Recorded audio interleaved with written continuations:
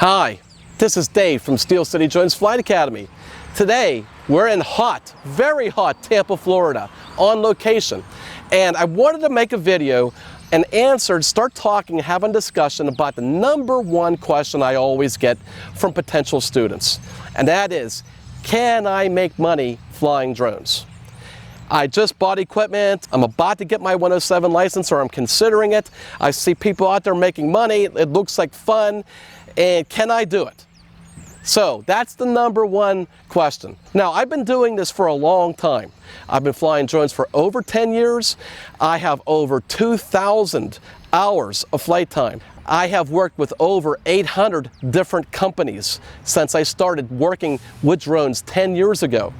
So I have done a lot of work for clients in a lot of different industries with a lot of different type of clients. And since 2016, I have trained over 1,000 drone operators to fly. And I want to give you some of my now practical feedback in the industry about that. And I'm going to be extremely honest and transparent as much as possible so that we really can help you. Yes, you can make money, but if you're willing, just starting out by yourself as a freelancer or trying to do it part-time, it's very, very difficult. Now, that's not to say that this isn't a great industry. That's not to say that you can't make a lot of money with drones, which you can. But I want to try to maybe clean up a little bit of the things of the inaccuracies that I see out there. So first off, let's start out with, can I make money flying drones? The short answer to that is yes, but there's a lot of things that go into that. The industry went from extremely overregulated to very underregulated. What do I mean by that? Well, 5 years ago, the FAA required us drone operators to go get licenses to fly airplanes if we wanted to fly and do commercial work flying drones. And once we got that, less than 6 months later, they came out and said, no, we're not going to do that. That's not required anymore. And now, basically, if you get 42 questions out of 60 right on multiple choice without any flight proficiency, you can get a license to fly commercially. So the industry is very underregulated, and it's a low barrier to entry into this level as far as what the FAA requires. There are tens of thousands of drone operators out there, just like yourselves, getting started, and they're trying to do exactly the same thing. Now, Part 107 has been out for over 3 years now. So there's many, many people out there that have established websites, a lot of very good portfolio work, client references, and so it's difficult to compete against that. So the industry itself is very lowered down, where, 5 years ago, I could get $450 for an aerial still job. Now you're lucky if you get $50, $75, $100. Plus we see all these other drone agencies out there and what they're willing to pay, and it's really very low. So that would be very difficult to make a lot of money in that aspect. Now, the more specialized that you want to get, and the more, like let's say engineering and mapping and surveying, inspection type of work, and if you have a aerial platform that now you're maybe $10, $15, $20, $25,000 worth of equipment, now, that's a lot more marketable. But again, you have to find ways to be able to get that experience. So let's look at some of the reasons why remote pilots don't succeed in the drone industry. They include running out of cash, strong competition, poor marketing, and bad location. The biggest factor that sticks out to us is the lack of a solid business model. Drone operators are always asking us for help regarding careers in the drone industry, and we always find that most people have no idea on how to develop an effective business plan. Many pilots are premature to focus on the latest and greatest equipment in the industry, and it's often putting the cart before the horse. The determining factor of success in this industry will come down to whether or not you can properly evaluate the viability of your goals from a business standpoint.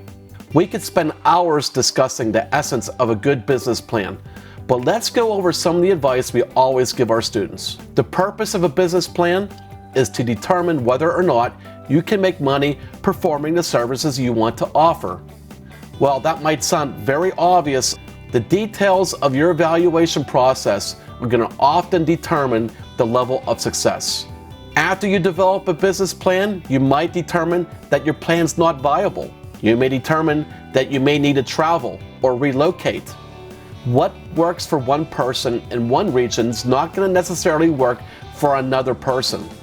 The good news is that a thorough evaluation can save you a ton of time and money and prevent you going down a road that you would never succeed in.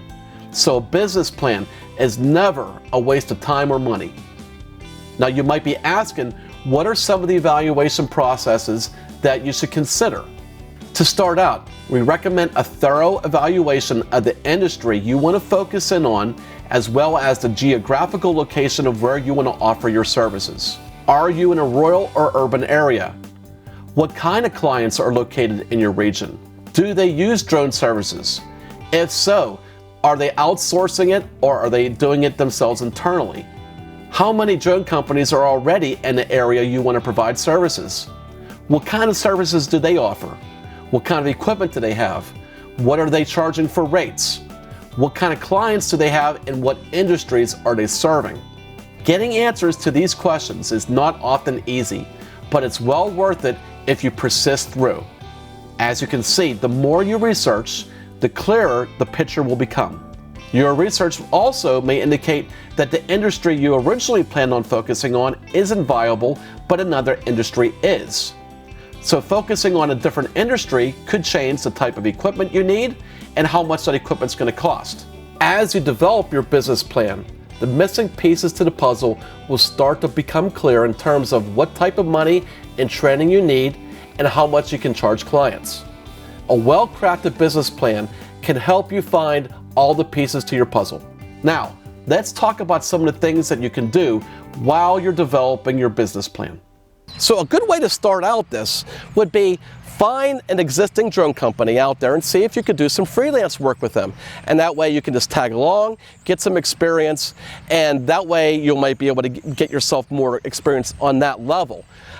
We can tell you there's a lot of companies out there that are starting to use drones. You know, engineering companies, construction companies, public safety, infrastructure. I mean, you name it. Everybody in one way or shape or form is starting to use drones. A company might hire a drone operator because they might not have anyone experienced at that level. If you're willing to travel, that's going to also be very helpful to you because there's a lot of people out there that are making very good money out there and they're just willing to go from one site to another, like maybe doing cell tower inspections, utility lines. There are very good drone piloting networks that we can help recommend to you, and we'll put them on our screen for you to be able to see if you're interested in doing that. So if you are willing to travel, there are definitely some good opportunities out there for you to do cell tower inspections, for example, or power line grid inspections, or there's a lot of utility work. There's a lot of things that you can go out there and do them, but you do have to be willing to travel. So one strong recommendation we're going to make for you is don't quit your day job, see what you can do for yourself part-time, and call up some of the experienced professional drone companies in your area and ask them, hey, are you hiring? Hey, can I do some freelance work for you? You know, try to get your foot in the door that way and see how it materializes. One thing that we have seen people do and not been so successful is to go all in, where they go out and they'll spend $30,000 instantly, have very little knowledge or experience in this area, and they can't make it work. So you can't just make this work by writing a check.